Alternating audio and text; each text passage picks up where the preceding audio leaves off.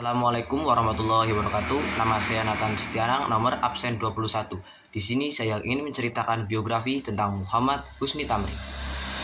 Muhammad Husni Tamrin adalah anak Jakarta atau Betawi asli. Ia dilahirkan di Sawah Besar pada tanggal 16 Februari tahun 1894. Orang tuanya memberi nama Muhammad Husni. Ayahnya bernama Tamrin bin Tabri, menjabat sebagai wedana di Jakarta. Kemudian nama anaknya dilengkapi dengan nama ayahnya menjadi Muhammad Husni Tamrin. Pada saat itu Jakarta masih disebut Batavia oleh pemerintah Hindia Belanda. Rakyat Indonesia menyebut Batavia dengan sebutan Betawi. Ketika Muhammad Husni lahir, ayahnya sangat berbesar hati. Kejadian ini dirayakan secara besar-besaran.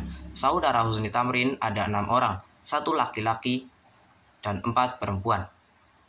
Wedana Tamrin Tabri sibuk dalam pekerjaannya, namun tetap memikirkan keadaan anak-anaknya. Salah seorang anaknya adalah Muhammad Husni Tamrin. Ia adalah anak yang nakal tetapi cerdas. Di lingkungan keluarganya, Husni Tamrin termasuk anak yang pintar. Walaupun ia bukan anak yang tertua, sejak kecil ia telah menunjukkan bakat sebagai seorang pemimpin. Dalam permainan-permainan pada masa kanak-kanak, Husni Tamrin sering memberikan pimpinan terhadap saudara-saudaranya. Di lingkungan teman-temannya, Husni Tamrin tetap terlihat menonjol. Ia termasuk anak-anak yang berani dan kadang usil terhadap teman-temannya. Walaupun begitu, teman-temannya tetap senang kepadanya karena Husni Tamrin suka menolong. Masa kanak-kanak dilalui oleh Husni Tamrin dengan penuh kesenangan. Sesudah cukup umur, ia dimasukkan oleh ayahnya ke sekolah dasar Belanda. Pada tahun 1910, Husni Tamrin dimasukkan oleh orang tuanya ke sekolah lanjutan bernama Sekolah Koning William III. Husni Tamrin sudah berumur 16 tahun, badannya kuat dan jiwanya juga sehat. Menyadari bahwa ayahnya telah mendekati masa pensiun, sedangkan adiknya masih harus bersekolah, Husni Tamrin makin rajin belajar agar tidak mengecewakan kedua orang tuanya. Setelah selesai sekolah, ia tidak bersedia lagi dibiayai oleh kedua orang tuanya. Perhatiannya mulai tercurah pada bidang politik. Dalam usahanya untuk berdiri sendiri, Husni Tamrin mulai bekerja agar dapat membantu orang tuanya. Pada tahun 1919, Husni Tamrin ditunjuk menjadi anggota Dewan Kota Jakarta. Lalu pada tahun 1923, ia memasuki perkumpulan Betawi.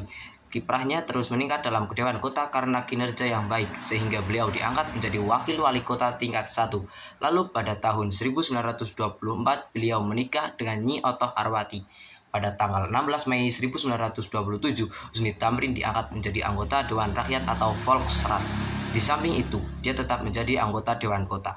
Husni Tamrin sangat aktif untuk memperjuangkan bangsa Indonesia hingga pada tahun 1940 kegiatan politik Husni Tamrin makin dibatasi oleh pemerintah Hindia Belanda setelah diumumkannya keadaan bahaya atau SOB. Pada tanggal 6 Januari 1941, pemerintah Hindia Belanda menggeledah rumah Husni Tamrin dan ia dikenakan tahanan rumah. Pada hari Sabtu 11 Januari 1941, Husni Tamrin wafat di rumahnya yang berletak di Sawah Besar. Pemakamannya mendapatkan perhatian yang luar biasa dari seluruh rakyat Indonesia. Orang-orang mengiringi jenazah beliau ke kuburan hingga sepanjang 3 km. Upacara penguburannya dipimpin oleh Ketua Parindra Cabang Jakarta yaitu Darjono. Sekian biografi dari Muhammad Husni Tamrin yang dapat saya ceritakan. Bila ada kesalahan saya mohon maaf. Wabillahi taufik wal hidayah. Wassalamualaikum warahmatullahi wabarakatuh.